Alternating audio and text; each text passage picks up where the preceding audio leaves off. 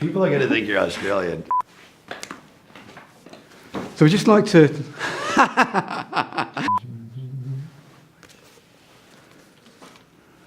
Cool. You done? Yeah. Sorry. Stop it. Okay.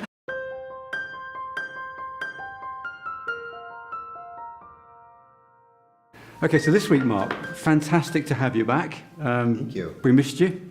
Cool. Well, I miss you guys hanging out here in the studio. And we're ducking back into Corinthians. Right. Stop it. Yes, no, I did. We're going back into Corinthians. Yes. And we're looking at the whole issue of baptism. Right. And also households. Yeah. Healthy households. Yeah. And the first kind of question I'd like to ask you is that why is baptism, okay, such a big issue for Christianity? Why is it so important? Why, if you think about the East versus the West, and people having to stand for their faith, okay, why is baptism such a big issue? Well, I think that it's an external. It's not, you know, so many people privatize their faith, and so this is a thing that makes it public. There's a moment where you've identified. So in Western culture, we've kind of created these like come to the altar moments. You know, if you accept Christ, you come to the altar, you raise your hand, you do that stuff. And that's great. I'm not against any of that, but in the New Testament, you look at what is the symbol that's given to the church that you've become a Christian. Yeah, it's baptism and it's communion, the Lord's Supper. So it's like this thing that preaches a sermon to the world. I'm dying to my old self. I'm rising to new life in Christ. I'm identifying myself with the cross and the resurrection of Jesus. And now Paul's about to pivot into a cross, exposition on the cross.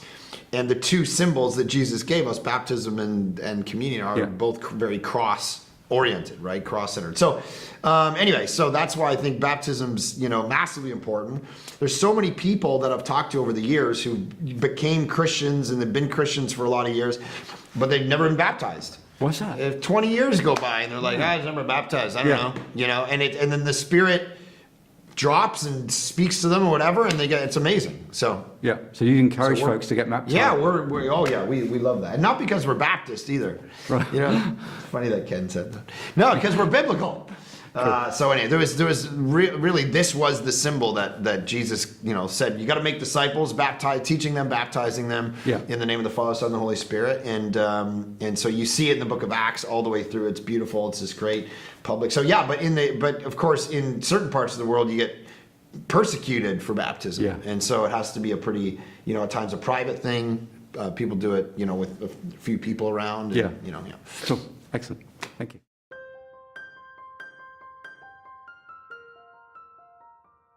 So now we're looking at the household of Stephanus in verse 16. Yeah. And talking about households, talking about your own household, talking about my household and things, you know, why is it such a priority, okay, that we look at our households and we don't ignore our children. Right. But we actually think about... Hopefully not. Well, you might do. In the Victorian area, they were kind of in the background. But actually we're looking at the formation of discipleship. Well, not only our kids, but our spiritual kids. I mean, all of that fits into that. And, you know, I'd like to bring out a couple of those issues around how we can raise our children to be devoted. How we can raise our kids in that kind of right formation. How can we look at them kind of putting Jesus first. How do you do that as a parent, Mark? Well, as I talked about...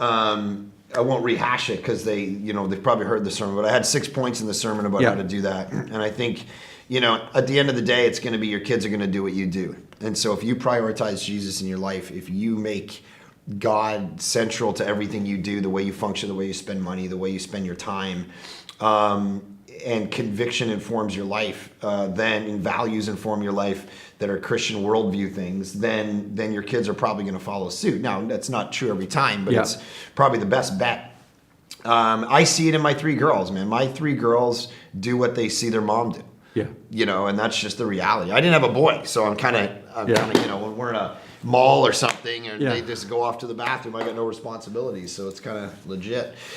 You know, but man, the major influence, I mean, and it's interesting because now a 12-year-old, she's probably the most honed into me as a father. The other 2 are still like super focused on their mom. And I think there comes an age that obviously the father is always important at every age. But when you have daughters, they really look to their mom in a huge way, all the way up to a certain age. And then it pivots a bit and they start to look at their dad. Yeah, last night we were out for dinner with some friends that were visiting from Toronto.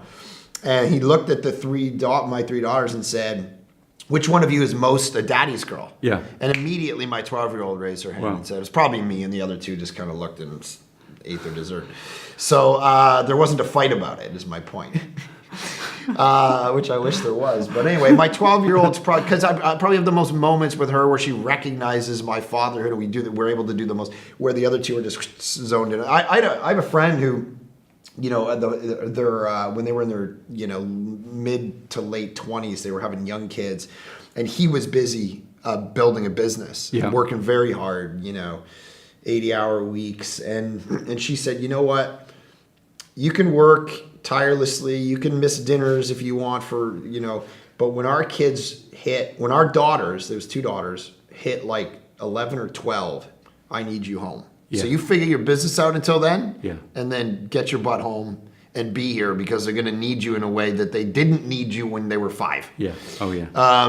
So anyway, I'm just seeing all of that kind of play out in my own life.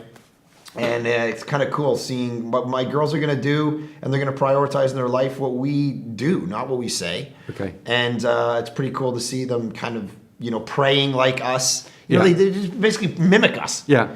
It's fascinating. That's what discipleship is, man. It's getting people to mimic what you do. Yeah. It's fascinating. So anyway, yeah.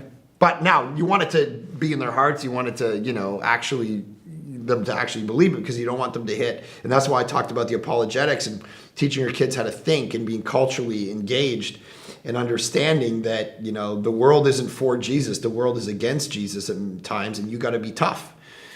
So my daughters often go, Dad, you're, too tough on us. I was driving yesterday with my wife's away, so it was time to be tough. And all the kids were in the car. We were driving somewhere, like, Dad, you're too tough. I said, girls, listen, I need you to be tough. The world is going to beat you up. Yeah. Right? They're not going to be nice to you. Yeah. You got 3, girls walking around. You want to follow Jesus. You want to make your way in the world. The world's going to be tough on you. So you don't get stuff for free. And they're like, oh, Daddy, if Mama was here. Cool.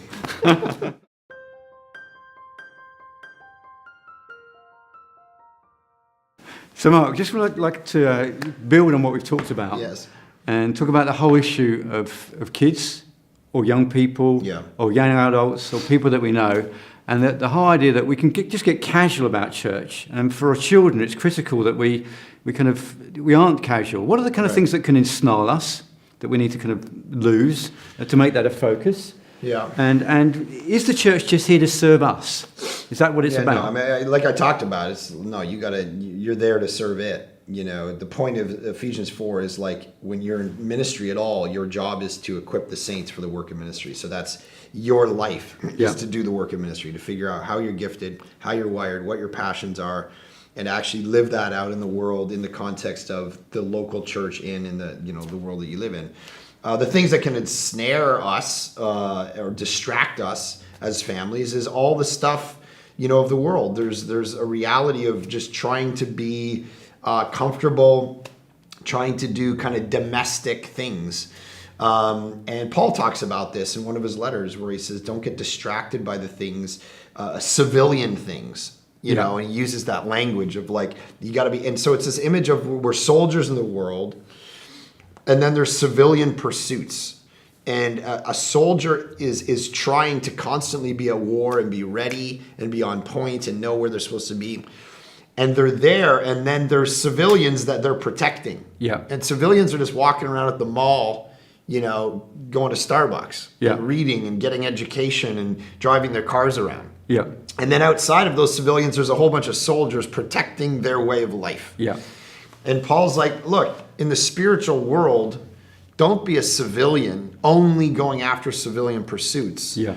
Mortgages, just money, just comfort, all that's great. Yeah. Jeremiah actually says, Jeremiah 29, own homes, plant gardens, in exile. Yeah. This is your tension, to be in the world but not of it. You're supposed to bless the city you belong to. You're supposed to put down roots. You're supposed to love your neighbors. You're not supposed to constantly be like, yeah, I'm supposed to live on the street and, be poor and just, that's not what he's saying. He's saying you got to be part of even in Babylon, you're supposed to do this. Yeah. Which is what our context is, right? We're in Babylon. Yeah. We're not, we're in exile. So the reality is but be the soldiers, be the ones who are fighting and serving so that others might be blessed. Yeah. That's the image of the church and what we're supposed to be doing. And I think oftentimes we're the ones just living behind the guard of a few soldiers that are out there doing the spiritual work, and we're all just kind of, mailing it in. And that's no good. No. So we got to get around that. We got to figure that out. Okay, cool. So let's do that. So let's discuss that as a group. Let's think about how we can be not just casual about church, but actually soldiers for the kingdom, and kingdom up rather than culture up, and how that works out. So let's discuss that as a group. Some of the issues that Mark's raised, just about being more on the front foot and guiding our children and discipling them along those lines. What does that mean, being on the front foot? What does that mean, being on the front foot? Engaged. Oh, gotcha. Yeah. I like your metaphors. There you go. Your Australian metaphors. We're back on that one. That's not fair.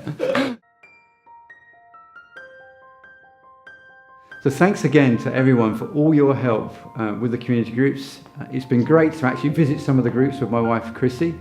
And I'd just like to encourage you to be praying for the new Freedom Session as well. And we'll see you next week. Thank you.